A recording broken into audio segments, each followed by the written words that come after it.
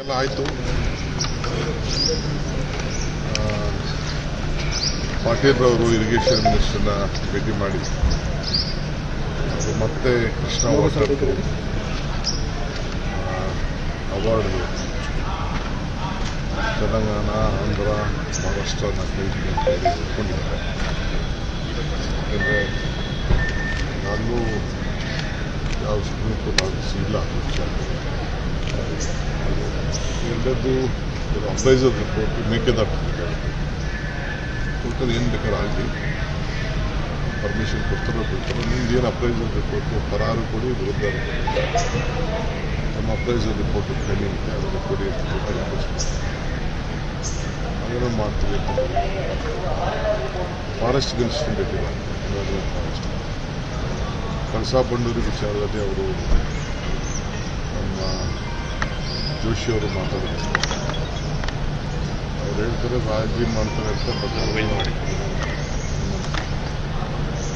State of ಯಾವುದೇ political industries ನಮ್ಮದೊಂದು technical issues ಇದೆ.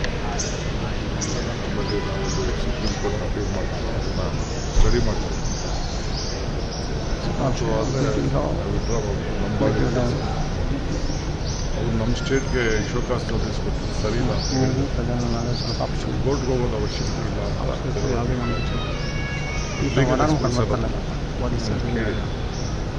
Take A stand. ನಾಳೆ ಕನ್ನಡ ಕಲ್ಪಿಸಿ ಅದು ಕೂಡ ಭಾಳ ಯಶಸ್ವಿ ಆಯಿತು irrigation departments.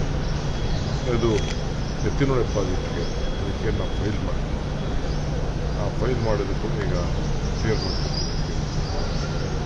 So fresh build up ಮಾಡ್ತೀವಿ. ಈ ಮಧ್ಯದಲ್ಲಿ ಕೆಲವು ಪ್ರಾಜೆಕ್ಟ್ಸ್ಗೆ ಅರ್ಜಿ ಹಾಕಿದೆ, ಫಂಡ್ಸ್ಗೆ ಸೆಂಟ್ರಲ್ ಗೌರ್ಮೆಂಟ್ ಫಂಡ್ಸ್.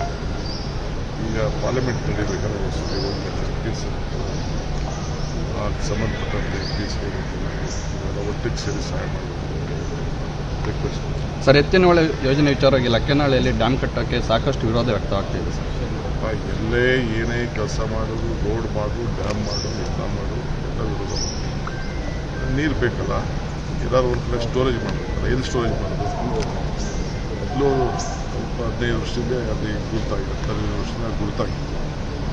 ಈಗ ಅಲ್ಲೂ ಸ್ವಲ್ಪ ತಗೊಳ್ಳೋದು ಅಂತ ಪಕ್ಕದಲ್ಲೂ ಕೂಡ ಲಕ್ಕೇನಹಳ್ಳಿ ಒಂದೇ ಅಲ್ಲ.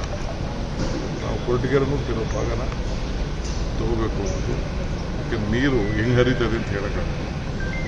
ಸೊ ಅದಕ್ಕೆ ನಾವು ಅಲ್ಲೂ ಕೂಡ ಕೆಲವು ಜಾಗಗಳು ಹೇಳಿದ್ವು. ನಾನು ಪರಮೇಶ್ವರ್ ಹತ್ರ ಟೆಕ್ನಿಕಲ್ ಟೀಮ್ ಕೂರಿಸ್ಕೊಂಡು ಮಾತಾಡಿದ್ವಿ.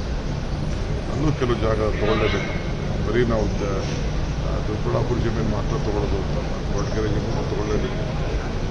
ಅದನ್ನು ನೆಕ್ಸ್ಟ್ ಕ್ಯಾಬಿನೆಟ್ಗೆ ನಾನು ಸರ್, ರಾಜಕೀಯವಾಗಿ ಹೈಕಮಾಂಡ್ನ ಕೂಡ ಭೇಟಿ ಮಾಡಿದ್ರಿ. ರಾಜಕೀಯವಾಗಿ ಏನು ಚರ್ಚೆಗಳಾಗಲಿಲ್ವಾ ಅಂತ?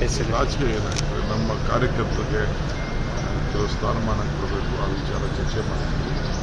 ಎಲ್ಲ MLAಗಳು ಅವರ ಅಭಿಪ್ರಾಯಗಳನ್ನು ಕೊಟ್ಟಿದ್ದಾರೆ.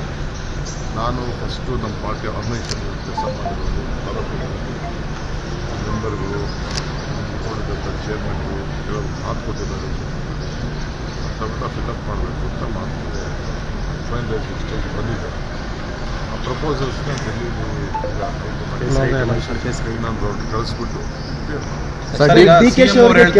ಕೆಲ ಶಾಸಕರ ಬೆಂಬಲ ಮಾತ್ರ ಇದೆ ಅನ್ನುವಂಥ ಹೇಳಿಕೆಯನ್ನು CM ಉಲ್ಲೇಖ ಮಾಡಿದ್ದಾರೆ. ನಾನು ನಾನೊಬ್ಬ ಪಕ್ಷದ ಅಧ್ಯಕ್ಷ. ಪಾರ್ಟಿಯವರು ಏನು ಹೇಳಿದ್ದಾರೋ ಹೇಳಿದ್ದಾರೆ. ಮುಖ್ಯಮಂತ್ರಿಗಳೇ ಉಲ್ಲೇಖ ಮಾಡಿದ್ದಾರೆ. ನಾನು TV ನೋಡಿದೆ, ಸ್ವಲ್ಪ ಬ್ಯುಸಿ ಇದೆ. ಈ ಲಿಸ್ಟೆಲ್ಲ ಸುಮಾರು 7,000 ಅರ್ಜಿ, 7,000 ಅರ್ಜಿಗೆ 350 ಅರ್ಜಿ ತರಬೇಕು. ಆ ವಿಚಾರ ಸ್ವಲ್ಪ ನಾನು ನೋಡ್ತಾ ಇದ್ದೀನಿ. ಸ್ವಲ್ಪ ಬ್ಯುಸಿ ಇದೆ, ಅದು ನೋಡಿದೆ ನಾನು. ಅವ್ರು ಹೇಳಿ ಚೀಫ್ ಮಿನಿಸ್ಟ್ರು ಈಗಾಗಲೇ ಕೆಲವೆಲ್ಲ TV9 ಯಾವ ರಿಪೋರ್ಟ್ಸಲ್ಲಿ ನೋಡಿದೆ. ಅವ್ರು ಏನು ಹೇಳಬೇಕು ಎಲ್ಲ ನಿಮ್ಮ ಪ್ರಶ್ನೆಗಳಿಗೆಲ್ಲ ಅವರೇ ಉತ್ತರ ಕೊಟ್ಟಿದ್ದಾರೆ. ಸರ್, ಮುಂದೆ